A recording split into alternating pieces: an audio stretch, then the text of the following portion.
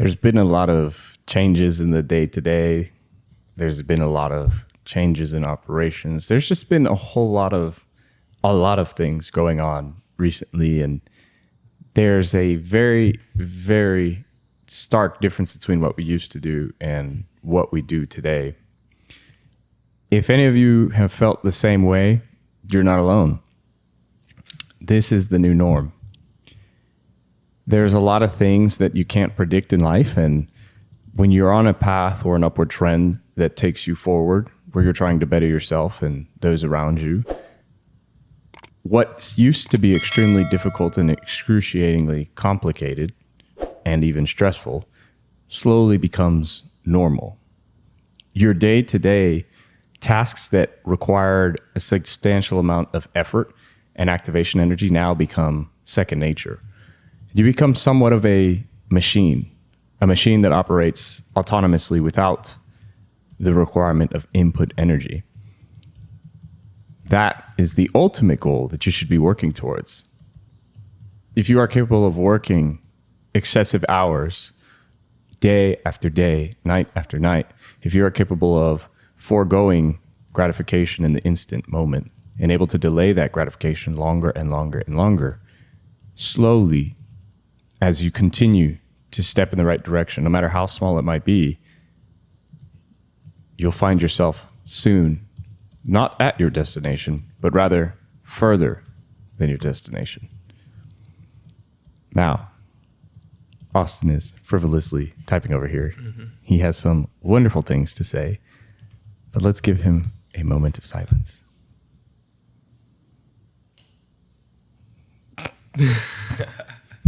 Proceeds to stop typing, stares at the camera in silence. So, that was a wonderful monologue you just gave, and I'm glad that you started us off, because I think that I'm about to tell people what they don't want to hear, which is, kind of what we do. Oh. Yeah. It's been a while, huh? Yeah, I know, right? Probably like a whole episode since we told them that there's some shit they don't want to hear. Long ass time. Yeah. But so adjusting to the new norm. So there's a word that I like to use for some people might be, ooh, that's a big word, fancy word. But to me, it is a word that I think fits perfectly for what you have to do when you get into this field of entrepreneurship and business and personal development and whatnot. So adjusting to the new norm, for me, I like to call it acclimation. So the textbook definition of the word acclimation is the process or result of becoming accustomed to a new climate or to new conditions. Now, how long usually does it take someone to become accustomed to something or to learn something? Now, originally there was I believe it was 10,000 hours rule for you to learn and really kind of understand something to its most complete form, I would say. But someone else came up with the whole 20-hour rule. Now, what I like to see, yeah, exactly. I would like to tell you that, I'm sorry, it's probably going to take you a lot longer than 20 hours. I'm sorry. That's just what it is. And if that scares you, hey, maybe this isn't for you. But here's what happens along the pathway to 10,000 hours, 10 million hours, whatever the fuck. And $10 million is probably, you'd be dead by then, probably. But who knows? All I'm saying is, along the way, and on that pathway to learning and getting accustomed to something, you begin to adapt to a certain extent. You begin to get accustomed to certain things. You begin to get acclimated to certain things. And the things that used to petrify you, the things that used to keep you up at night, the things that used to stress you out beyond belief, now become things that you don't even blink at. Why? Because you've seen it and you've gone through it so many times that it's become the regular. You've become acclimated. It's like, say if we went to Colorado not a long time ago, but some years ago on a trip. And one of the things that they always said before we went there and when we got there, the altitude, altitude, the altitude.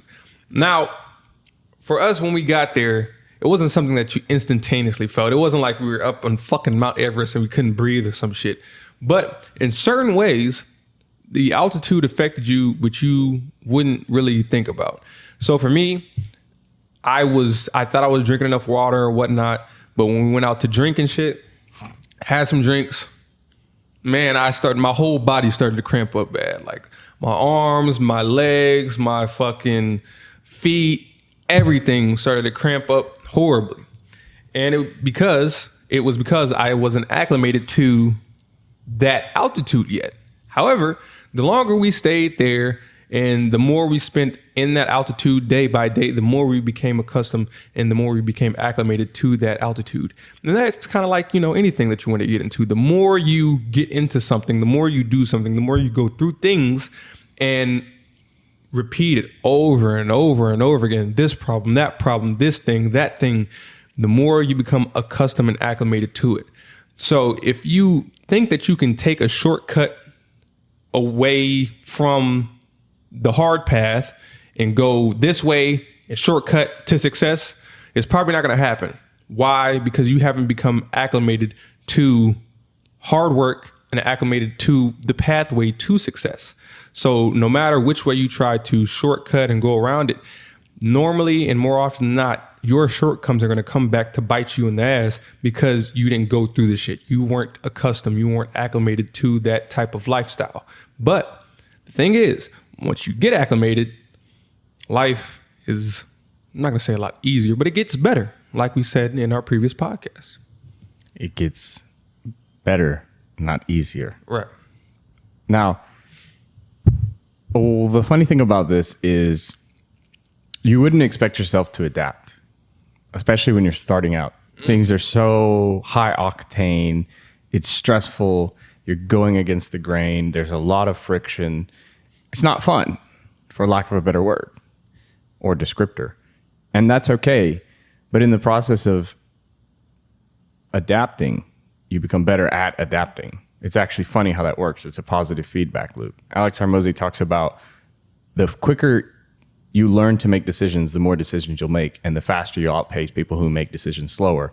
But by the same token, the faster you make decisions, the better you get at making decisions fast, because it's just practice. Right. So the more time you put in, you're pushing and pushing and pushing to the point where you're reaching and achieving a degree of mastery.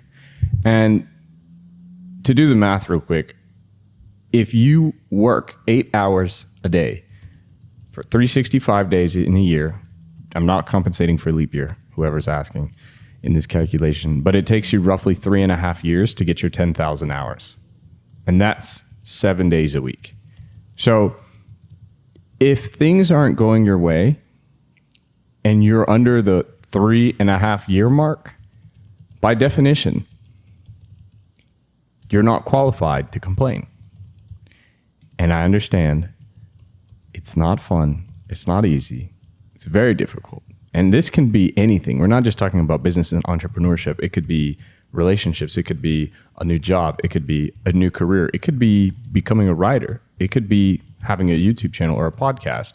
You still have all the way to go to mastery, where you shouldn't even really be gauging your metrics until you're at a certain point. It's kind of like having an e-commerce platform and only having maybe 100 customers that go and visit your webpage. The data is not very useful in the hundreds. When it's in the thousands, tens of thousands, hundreds of thousands, and millions, now the data becomes relevant and useful. Don't focus on scale when you can't even get a baseline. And so when you're so focused on how do I improve all of these aspects, you need to focus on one. It's a common mistake that people who are trying to, young entrepreneurs particularly, and we were guilty of this in the past, they try to do too many things at once. And what happens is you see a wealthy individual, say a millionaire or a billionaire, and the advice they'll give you is diversify your portfolio. However, that comes after a certain threshold.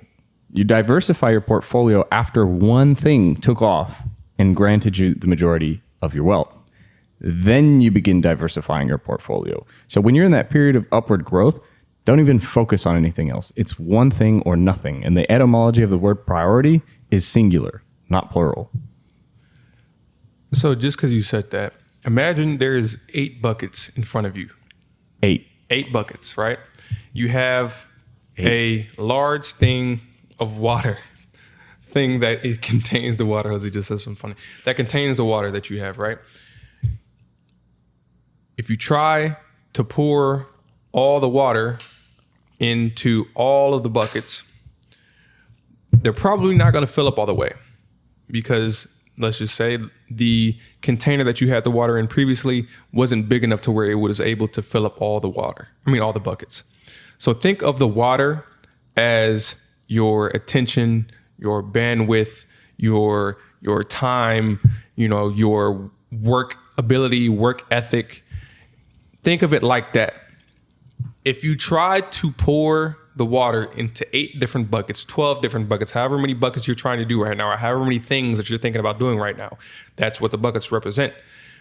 You're not going to be able to fully do or fully fill them all, because you're spreading yourself too thin. You're trying to handle too many things at one time.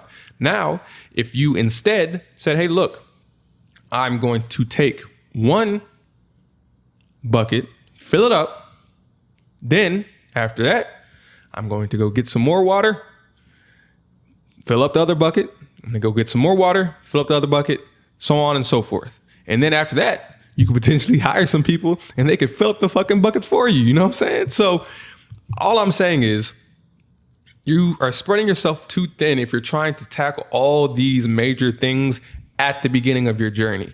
One thing or all of the things probably aren't going to blow up. It may take one thing to blow up that you're gonna have to focus your full attention to at the very beginning. But if you try to focus your attention to all those things at once, they're probably not going to be conducive to your success, because you're doing a whole bunch of things okay instead of doing something or one thing very well. And also what I find kind of interesting about the new norm, right? So you would think the norm sounds like something that everybody's used to, right? It sounds like something that you've seen a million times. It sounds like something that's not, very dramatic, or it doesn't catch you off guard. But it's kind of, I believe, oxymoronic that the new norm is actually always changing. And when I say the new norm is always changing, I mean the norm that you have to get accustomed to as an entrepreneur and business owner is that things are constantly changing around you. Because say when we're going to school, right? Everything was kind of set in stone. You had to go to this class at this time, this class at this time, and it was taught by this teacher at this time. And then once you've completed all your homework and shit like that, then you have a test. Then once you get the test, then you get a grade. And then after you take all the fucking tests, and you get an overall grade in the class, and you can either pass or fail, blah, blah, blah. It was all structured out and laid out for how you're supposed to do something. Business is not like that at all. No. It's not like that at all. You don't know which way to go.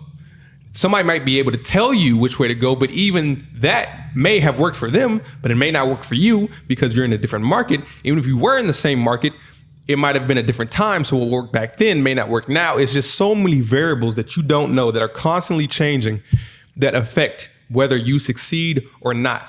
And you have to get used to that constant fucking change. And it's annoying because literally one day something could be going great.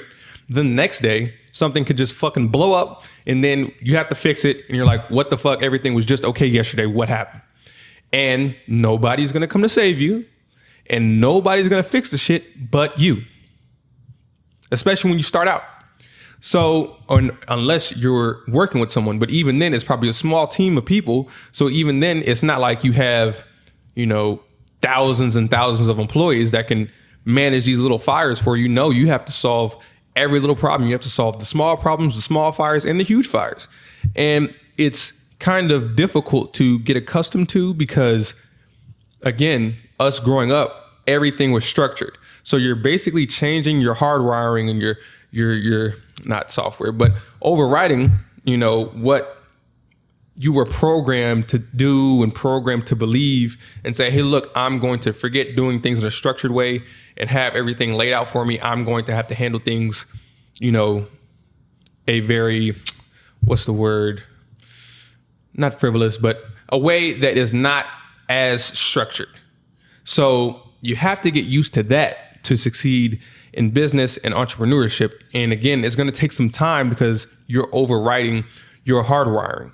And if you're not willing to stick out that learning time, that learning phase from my regular programming, my, societal programming that teaches me to be a worker, and then changing that to go to being a entrepreneur and business owner and having that hardwire, if you're not willing to stick it out, you're not going to be very successful in what you're doing because it takes time. And the thing about that is we're just really now starting to see the fruits of our labor, in my opinion. And we've been at this for a year plus. And you mentioned something at the very, very beginning of this podcast that I thought was interesting. And you talked about our programming within society, which is to fit in. You've used a word here. Let me see if I can. Uniformity. Yes. That the idea growing up is to be uniform, to fit in, not to stick out, right, for good reason. That's why we were raised that way. Because there's a saying that accurately summarizes this, frequently used in Asian culture. The nail that sticks out gets hammered down. Right. And so when you're going to go ahead and go against the grain, you're going to have to be prepared for the not the blasphemy. What's the word? Ridicule. The ridicule, right? People are going to hate on you. People are going to bash on you, but they don't know the experience that you're going through. So that's also part of the new norm. The response that you're going to get from other people is not necessarily going to be positive. Your family might not support your decisions. Your girlfriend, your boyfriend might not support your decisions. Your friends might not support your decisions, but that's essentially what it's like. You've isolated yourself and you've created an island. And that's why there are less people at the top. They always say that, and you might think it's cliched, but it's simply just the truth. It gets lonely at the top. Why? Because not a lot of people want to handle that. There's also different types of baggage that comes associated with being at the top. Think about climbing the summit of Mount Everest. People don't inhabit the summit. There are people who live at the base camp, the Sherpas, but nobody lives at the summit because it's uninhabitable. But for a brief moment, you can experience the summit. That's the new norm. And Jose, if you're used to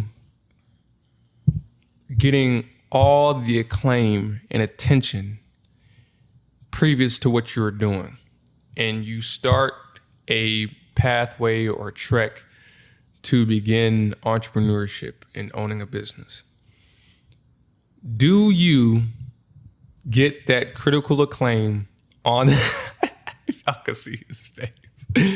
Do you get that critical acclaim on the way through the business or through you working to make a business? Can you talk a little bit about that? Because I think that's something that that is very, very interesting. Do you know how you win a Nobel Prize? How? You pass away. Wow. You don't even get acknowledged for your recognition within your lifetime. Marcus Aurelius's Meditations was not a rule book until well after he passed away. Think about all of the research that led to, say, the nuclear bomb. Thousands of scientists, thousands of hours, years, decades, millennia, people who don't go acknowledged. If you're going for recognition, if you're working towards critical acclaim, give up. Personally. I'm not saying you're rooted in false expectations. I want you to work towards that. But if that's your only reason, your only goal, quite frankly, your foundation is not going to be strong enough as you need it to be. And the way that you're going to respond to problems is not going to be conducive of progress. It's going to be destructive because you're only going to be focused on, oh, I did that. How come they didn't recognize me? Oh, I was the first one to invent this. How come they didn't recognize me? Imagine how Nikola Tesla felt. having essentially most of his inventions stolen and repurposed and used. Of course, he was upset, and you can read it in his letters to his mother. But that didn't stop him from doing what he needed to do or what he wanted to do. He still performed day in and day out. And there's a reason why the electric automotive company is called Tesla. So it's not called... No, I was just thinking about something that, because you said that, something that I just came up with. Oh, I like this reference. Yeah. We use it almost every time. Yeah. The desert, you know what I'm saying? So if what Jose said, if your goal is critical acclaim, go ahead and quit now. And just to give you an example of what he's saying in basic terms, if your goal is to drink water, like Jose is doing right now, then you probably don't want to go through a desert. So if your goal is to drink water, then going through the desert is probably not for you. Because along the way, the pathway to whatever you're trying to obtain, whatever you're trying to get, you're not going to get probably any critical acclaim, any, validation from other people talking about, oh, you're the shit, blah, blah, blah. And even if so, it's going to be very minimal. You're not going to get that until probably you achieve whatever it is that you achieve. And that could take years. So if you're thinking about, hey, I'm doing this so I can get critical acclaim, you're probably going to starve of it before you get there. Mm-hmm. Because it's a long journey from starting to finally getting recognized for doing what you started. And people don't realize that until you're in it. You might see someone else and say, hey, man, they're getting all this critical acclaim. It didn't seem like it took them that long. I'm just learning out about them. But more often than not, they put in a long time or a long track record of work before they were able to get that. And even if they did it, they probably had certain connections and access that you don't have. So you can't go that route. Sorry. So again, if you're trying to do this for the money, the critical acclaim, the women, all that stuff, if you're doing it for those reasons, more often than not, you're going to starve of them before you reach that goal, because it takes a long time. And all of those things you're probably losing all of those things, if not just have zero access to those things along the way, because we're experiencing that in some facets. But now we're really starting to experience kind of a upward trend in those areas. But again, it took us over a year to get there. For most of you, you're probably not going to have time. If you really are dedicated, you're probably not going to have a time for a lot of women. You're probably going to be losing money, and nobody's going to give a fuck about what you're doing. So success goes like this, and then money goes like this. Yeah, for a period of time. Exactly, for a period of time. So if those are the things that you're trying to achieve and reach, it's probably not for you. Make the action the goal, not the outcome. Right. The AM Club Podcast. Signing out. Mic check. The AM Club Podcast.